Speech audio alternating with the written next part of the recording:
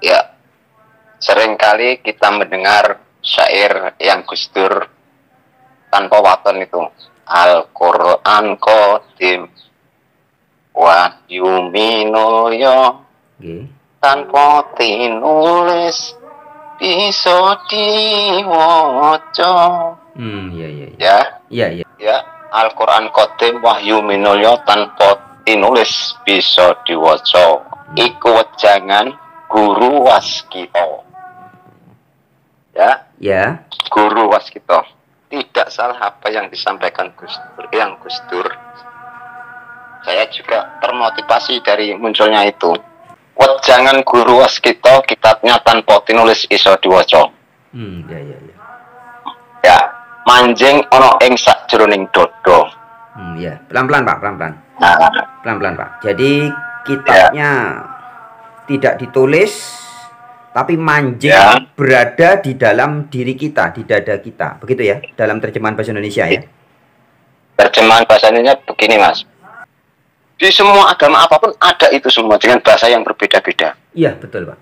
Tapi yang salah kaprah itu kan gara-gara belantik-belantik agama dan maklar-maklar agama itu yang menjadi orang-orang itu bingung itu tadi. Iya, betul. Maklarnya sendiri belum tahu, belum mengalami, tapi sudah mempromosikan yang mereka sendiri tidak pahami begitu.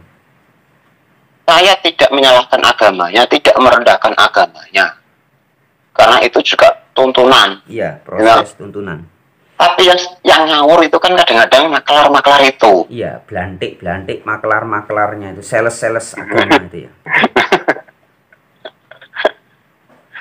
Makanya prinsip saya pribadi menghargai, menghormati kepada mereka yang beragama apapun. Nggih, Pak. Ya. Iya. Saya tidak menyalahkan dan tidak membenci serta tidak musuh. Jangankan kok agama, setan sekalipun tidak saya musuhi kok. Halo sobat-sobat semuanya, jumpa lagi di channel Warta Kabar Baik. Selamat pagi buat yang menyimak video ini di pagi hari. Selamat siang, sore, dan malam buat yang menyimak di siang, sore, atau malam hari. Sobat-sobat, video-video di channel Warta Kabar Baik ini hanya dikhususkan bagi jiwa-jiwa atau orang-orang yang berpikiran terbuka ya. Bagi yang tidak berpikiran terbuka, skip aja deh. Oke, terima kasih semuanya. Jangan lupa subscribe, like, komen, dan share ya.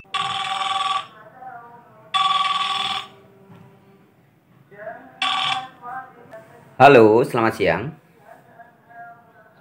Oh, sebentar Pak. Kami selamat tentrem sekalian. Rahayu.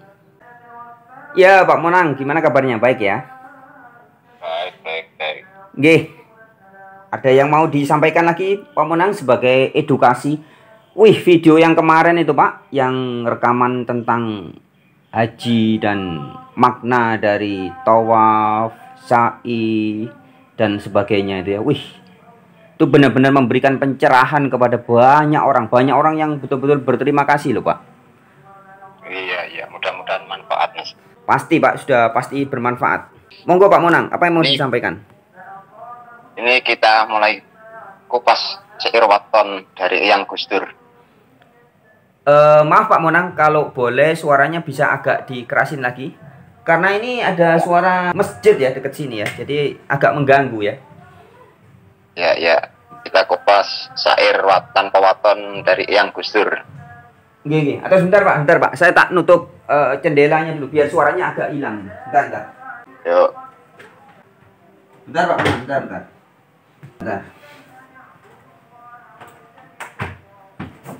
Nah, ini suaranya sudah agak berkurang. Silakan Pak Monang.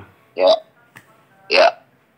Seringkali kita mendengar syair yang Gus Dur tanpa waton itu.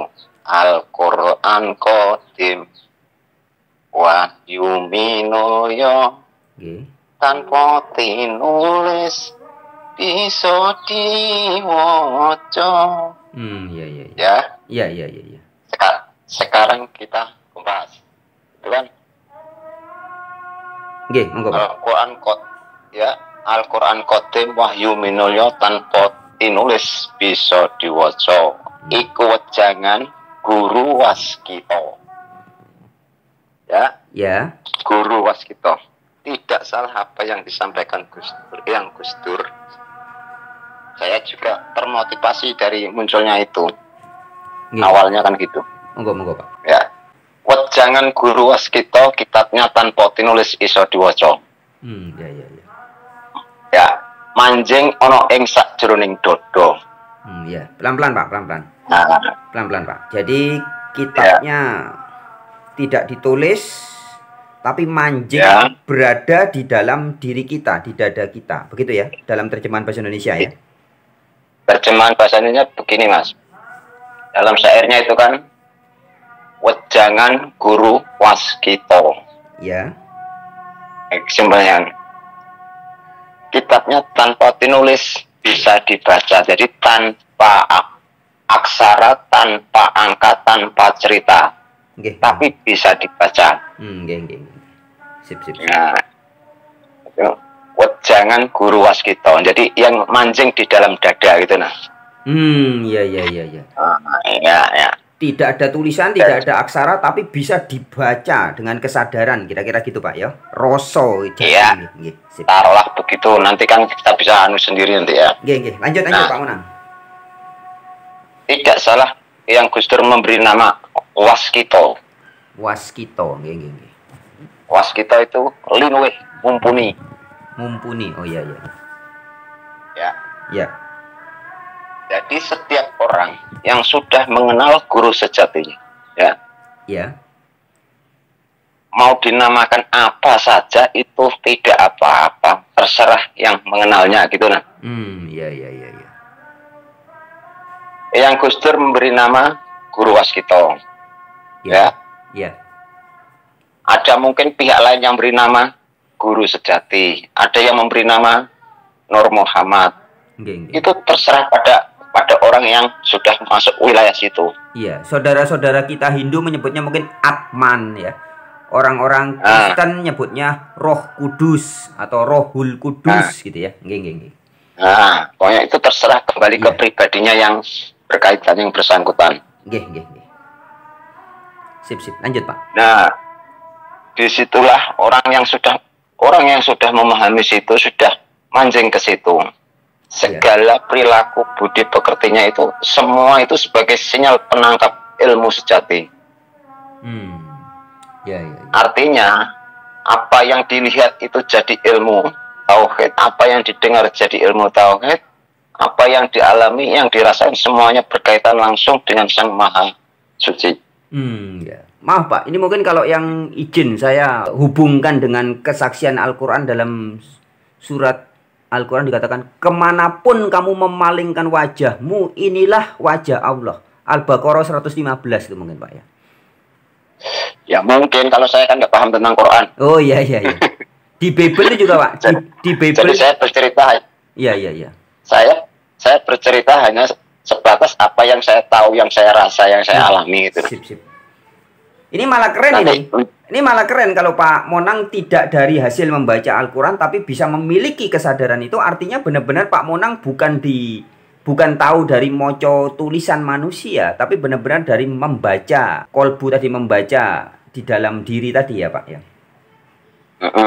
Lanjut. Nah, kita kalau punya keinginan ingin tahu tentang kesejatian, belajar yang namanya dari manusia yang berdasarkan dari sumber jarine, cerita nih, tidak mungkin kita tahu sejati. Kalau belajar dari manusia yang cuman katanya jarine, tembung jari, tidak mungkin mengerti yang sejati. Ya. Sip. Lanjut Pak. Jelas. Ya, makanya saya punya suatu misi, teman-teman, saudara-saudara, tancapkannya dalam diri kita semua. Untuk mengenal diri, mengenal Sang Sejati.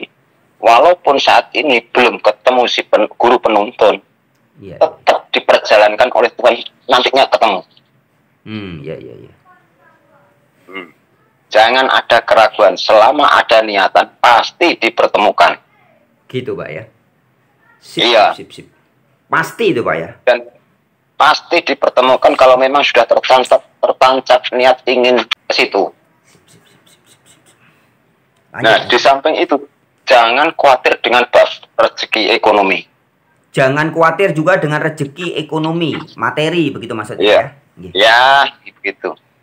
Sebab setahu yang saya pahami, siapapun manusianya yang berniat berjalan menuju Sang Suci akan dicukupkan semua hajat kebutuhannya. Wih, mantap.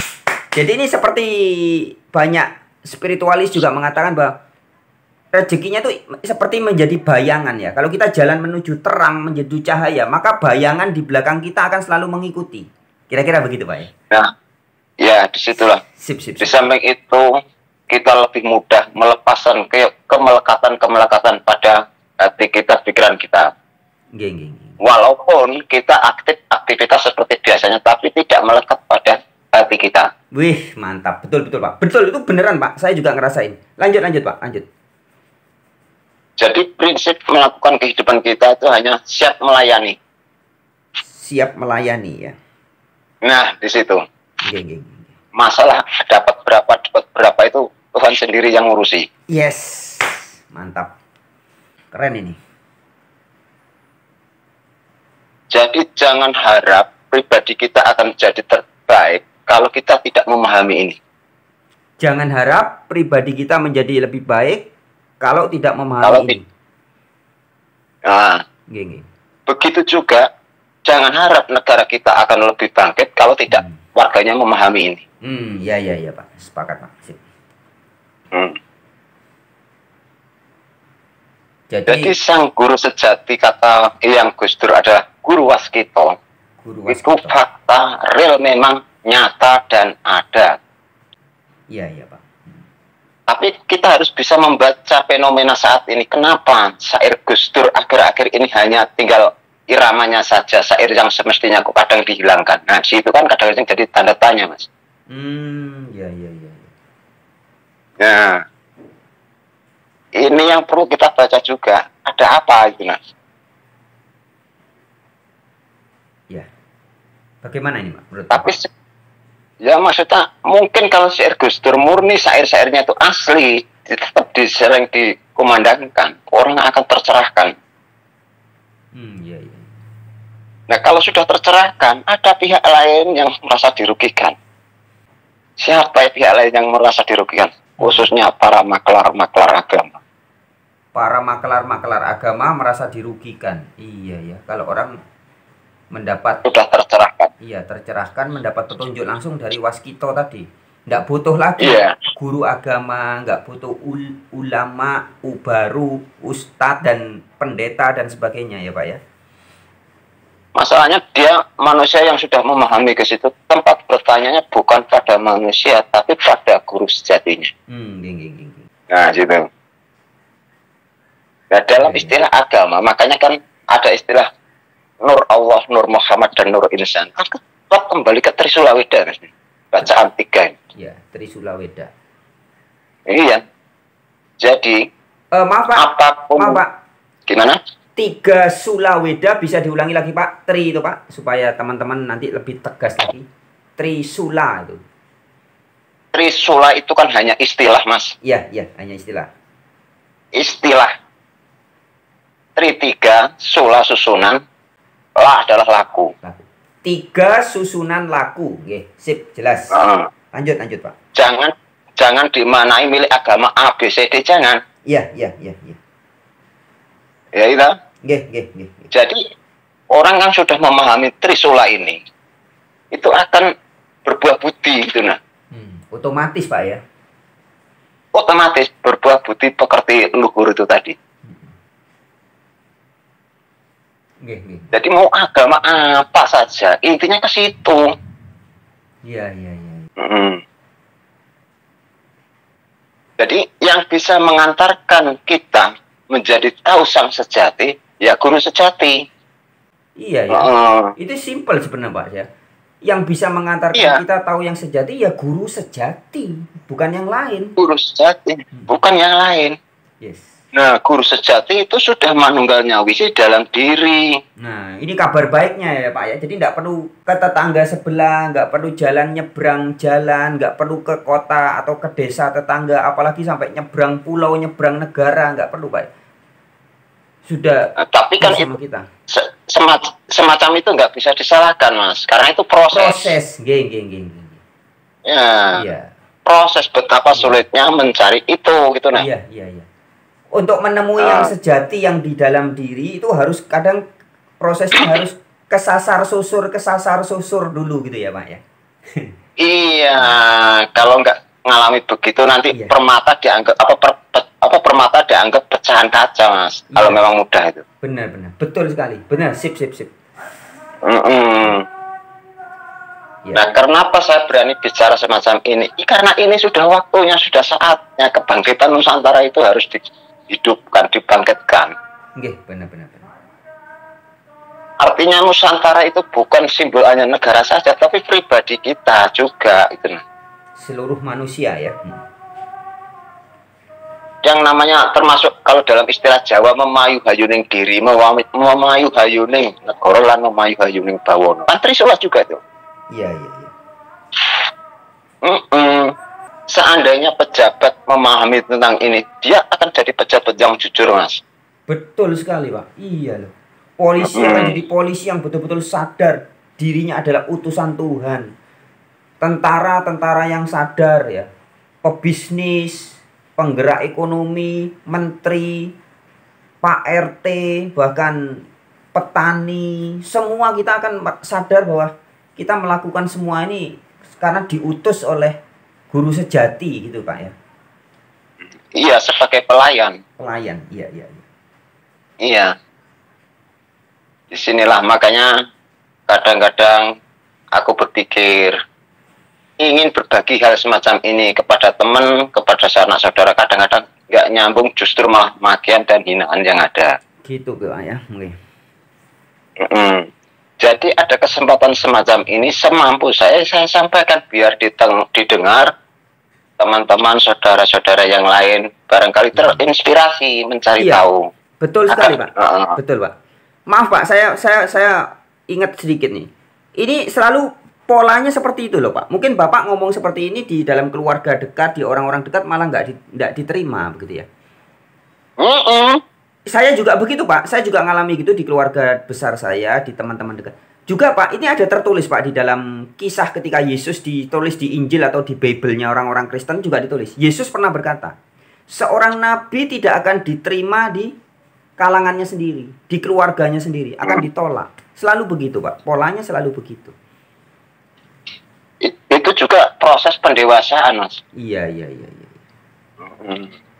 Jadi hal-hal semacam itu, hinaan, makian, itu hal yang biasa. Makanya orang yang sudah paham begini, dicaci, dimaki itu enjoy karena apa? Biasa. Iya, benar, Pak. Benar, Pak. Betul sekali. Enjoy. Malah kita rasa kayak sayang, ada timbul rasa kasihan, sayang gitu. Sayang sama keluarga kita atau orang-orang yang mencaci maki kita malah kayaknya sayang gitu ya. Enggak apa-apa gitu ya rasanya. Justru muncul rasa iba dan kasihan. Kasihan, sayang. Kasihan. Jadi kepengennya memahami pemahaman tapi tidak dipahami, justru makian, sayang. Iya, betul. Iya. Tapi ya itu juga nggak bisa kita salahkan. Gimana? Iya. Paham. Justru Tuhan itu menghadapkan kita kepada orang-orang yang kontra dengan kita untuk mendewasakan pola pikir kita. Iya, betul sekali. Nah, orang-orang yang memahami belajar begini ini dalam satu desa belum tentu ada 4-5 orang, Mas. Benar ya, betul. Belum tentu ya. 3 orang belum tentu satu desa. 4 orang itu belum tentu. Iya. Makanya para pelaku yang ingin mencari tahu itu sulit sekali menemukan orang itu. Benar. Tapi sekarang ini zaman internet itu kayaknya lebih mudah untuk mencari tahu tentang itu. Iya, betul sekali, Pak. Betul. Banyak sekali channel-channel spiritual yang menyajikan edukasi spiritualitas yang mencerahkan banyak orang. Betul, Pak. Kalau saya amati kan sudah banyak itu. Iya, betul. Kalau saya orangnya kan senang keluyuran juga. Jadi kalau ada orang yang sesepuh yang sudah menyampaikan berani di umum, kan kadang saya sering berkunjung, artinya untuk apa? ikatan persaudaraan, nambah wawasan, nambah pengetahuan. Perbedaan itu hal yang nggak masalah. Justru dalam perbedaan itulah nambah tingkat kecerdasan kita. Enggak, benar-benar Pak.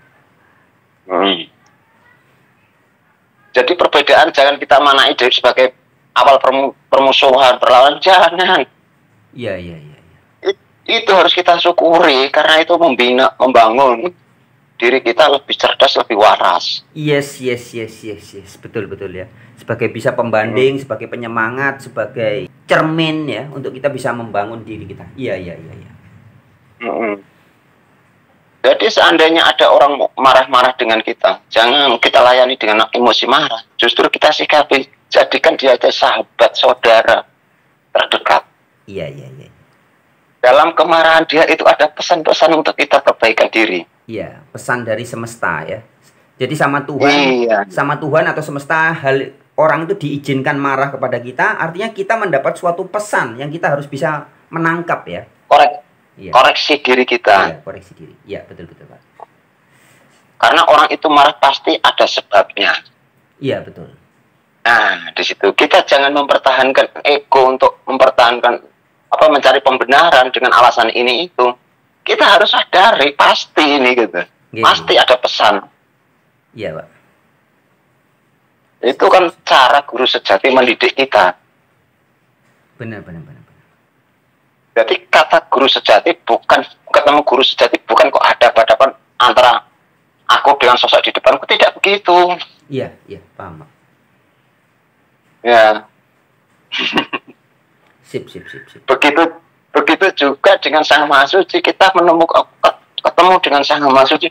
Bukan begitu juga, bukan sosok berhadapan, bukan. Iya. Tapi itu kan susah diceritakan, hanya pelaku saja yang bisa merasakan, jadi nggak bisa ngomong gitu. Iya, betul Pak. Hanya yang ngelakoni yang bisa merasakan. Iya, nggak bisa kalau diomongkan nanti sudah menjadi kata-kata, sudah menjadi ilmu jare, sudah menjadi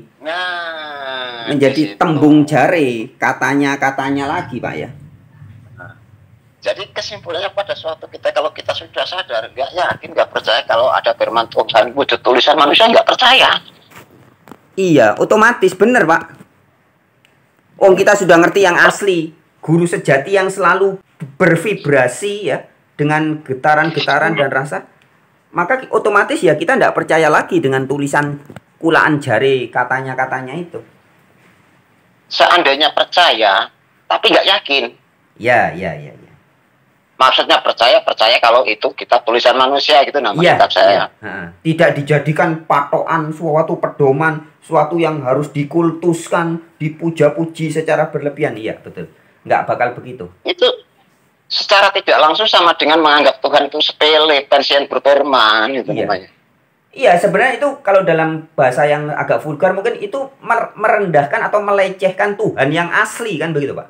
Kalau kita percaya kepada buku, kitab, tulisan manusia yang katanya, sementara kita tidak menyadari atau tidak mempercayai kolbu kita, tempat bersemayamnya guru sejati di diri kita, kan kita lebih mengkultuskan, memuja-muji tulisan si A, si B, si C. Itu kan kita artinya melupakan atau dalam tanda kutip melecehkan Tuhan yang lebih dekat dari urat leher begitu. Malah menuhankan kulaan jari tadi, katanya. Kira-kira gitu Pak. Kalau narasi saya kira-kira begitu. Kalau saya begini, kita lihat dari semua tokoh agama yang dikultuskan oleh semua agama. Ya. Iya. Tokoh agama dari semua ribuan agama. Di dunia kan ribuan agama, Mas. Iya, betul. Bukan hanya 7 agama, tapi ribuan agama. Iya. Ada tokoh figur yang dikultuskan. Nah, di sini. Ya. Iya. Pertanyaan saya, apakah ada di antara mereka yang menulis kitab dan yang mengimani kitab? Ya. Berarti jawabannya sampai sendiri yang jawab. Kalau saya hanya bertanya loh. Iya. Jawabannya ya tidak ada, karena mereka itu justru berkata-kata, kemudian kata-kata mereka, cerita mereka, kemudian beberapa puluh tahun atau beberapa ratus tahun kemudian ditulis oleh orang-orang yang terkemudian. Kemudian itulah yang menjadi kitab atau tulisan-tulisan itu yang belakangan dianggap sebagai suci dan sebagainya oleh kelompok-kelompok tertentu. Kan timelinenya kan begitu, Pak. Nah, sekarang begini. Kata suci itu hanya pengakuan suatu komunitas identitas itu sendiri. Satu komunitas. Oke? Ya, ya. Jadi kitab A diakui suci bagi umatnya A. Yes. Tapi belum diakui suci bagi umat agama-agama yang lain. Yes, betul. Jadi yang mensucikan ya orang-orang dan kelompok mereka yang menganggap berasumsi itu sebagai suci, kan begitu aja, Pak. Iya. Tapi harus kita pahami lebih detail lagi. Yang namanya suci itu goib. Iya, benar, Pak. Bukan bentuk, bukan warna. Iya, tetapi Pak Monang dan saya dan orang-orang yang sudah menyadari bisa berkata begitu, Pak, karena kita sudah ngerti suci yang sejati. Suci itu bukan terang, bukan bersih, bukan kotor, bukan materi, bukan wujud-wujud semua. Goib. Nah, tapi bagi orang yang belum merasakan sendiri, Pak, tentang suci, mereka berpikir suci itu bersih, suci itu putih, suci itu terang, begitu, Pak. Ini saya rasakan sendiri. Setelah saya ngadep, loh, ini toh suci itu, rasa ini toh. Itu kaget-kaget, gitu loh. Loh, berarti dulu yang saya anggap suci itu salah semua. Nah, tetapi bisa ngomong begini karena sudah merasakan. Kalau belum ya, wis bener deh. Mereka taunya suci ya seperti itu ya wis. Batas suci lah, sesuatu yang ya memang wis bener anane kira-kira begitu ya. Memang baru sampai segitu mereka, kira-kira gitu. Tapi orang-orang semacam itu ya jangan kita salahkan. Iya, tidak ada salahnya kan. Ibaratnya menghargai, menghormati. Iya. Ibaratnya anak TK, anak SD, anak SMP punya logika dan pemahamannya sendiri-sendiri. Ya benernya seperti itu. Gitu. Oke, Pak. Terima kasih, Pak. Jika orang itu sudah sadar akan membuka pintu pengetahuannya dengan metode itu kasar begini. Apa yang saya yakini saat ini bisa jadi kesalahan yang belum aku sadari. Ini membuka pintu ilmu-ilmu yang lain untuk masuk. Iya, betul. Nah, iya. Jadi apa yang saya yakini saat ini bisa jadi kesalahan yang belum aku sadari gitu nah. Iya, betul. Narasinya yang pas itu. Apa yang aku yakini sebagai kebenaran saat ini bisa jadi suatu pintu untuk masuk dalam kesadaran suatu saat menyadari bahwa ternyata ini salah gitu, atau kurang betul atau belum sejati begitu. Ya. Makanya dalam perdebatan kita jangan membiasakan diri mempertahankan pembenaran. Kalau memang kita ingin tahu kebenaran. Di situ. Sering kali saya dibantah orang, itu ngaji cap ovo orang aku pedoman kitab kan gitu. Iya. Pernah saya dikatakan orang jawab saya sepele dan enteng. Saya tanya, yang menulis kitab itu pakai pedoman kitab apa? Gak bisa jawab ya. Gak bisa jawab. Enteng kan jawabannya. Terus pernah lagi di debat saya dengan orang lain lagi. Kalau berguru harus jelas sanad dan nasabnya. Kalau tidak jelas berguru sama halnya berguru dengan setan. Iya, selalu begitu ngomongnya. Terus jawab saya sepele. Orang yang dijanatkan itu berguru dengan bersanad sama siapa? Bingung juga kan jawabnya? Iya, betul. Lah, inilah. Dalil jadi selalu tidak dalil, Pak. Pak Monang itu ngomong seperti itu, menafsirkan seperti itu, dalilnya dari mana? Dalilnya mana? Harus ada dalilnya, selalu begitu. Nah, kalau saya menjawab yang membuat dalil pakai dalil apa? Iya, sip. Benar, Pak. Enteng kan jawabannya? Iya, betul. Lo yang nulis-nulis dalil itu dapat dalil apa dia? Betul.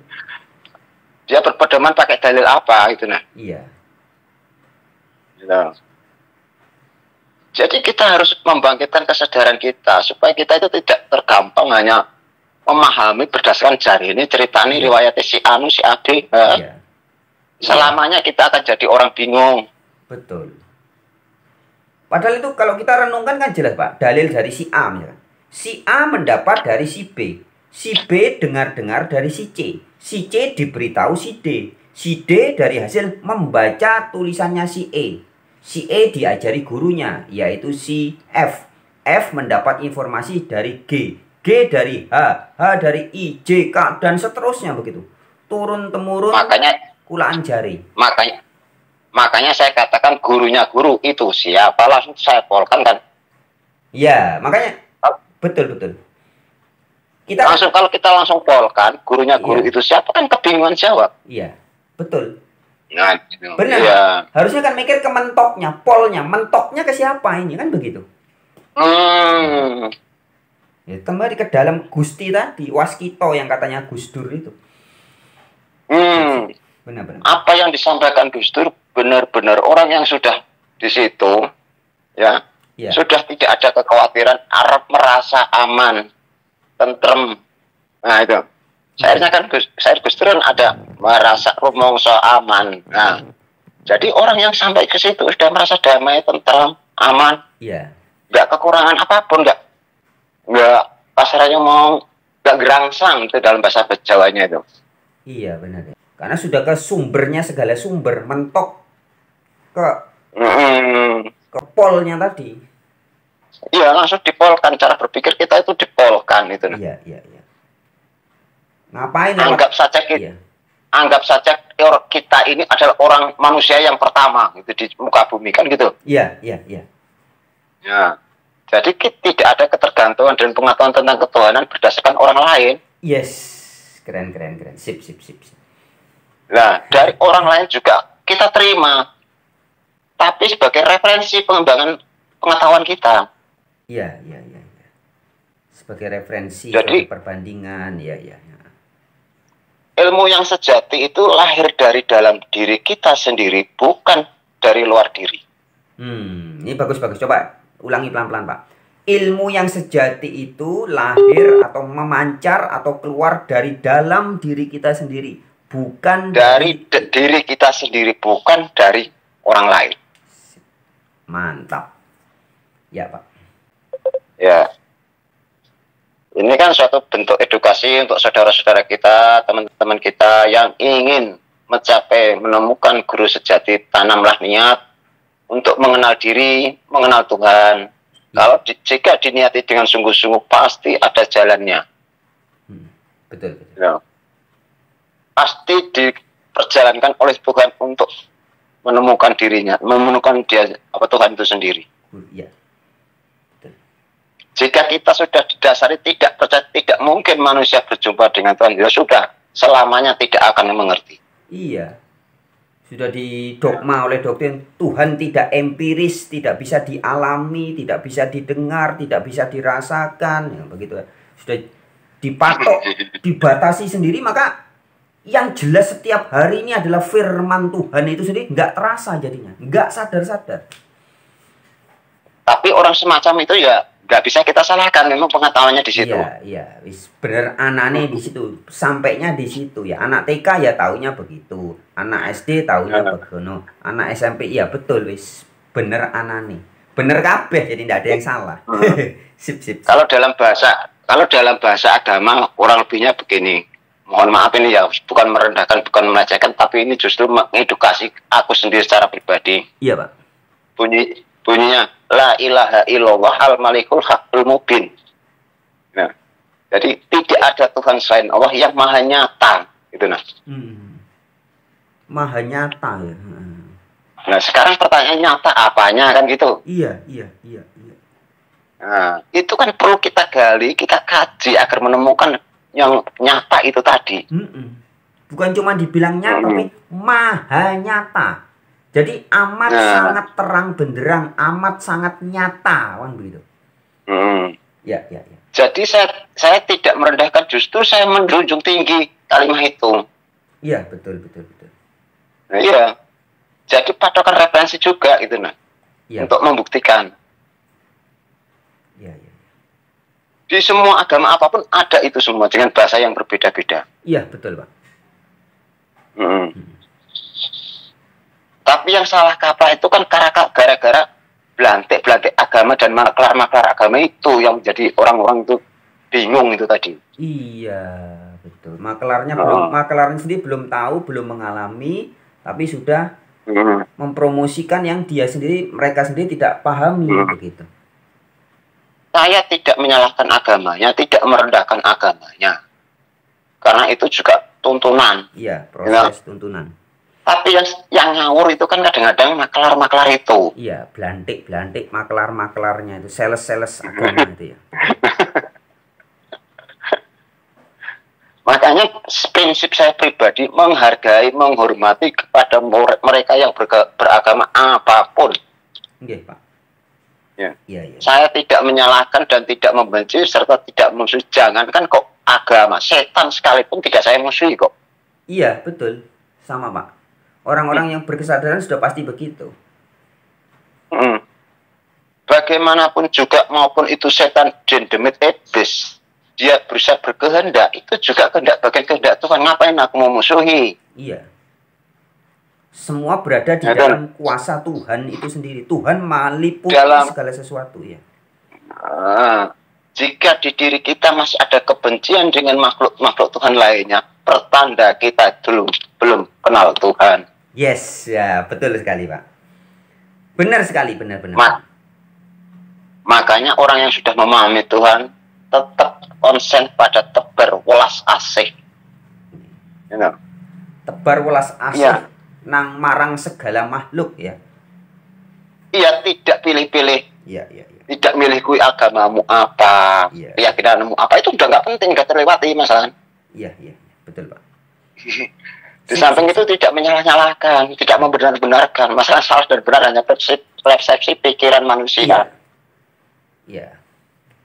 Produk ego. Iya.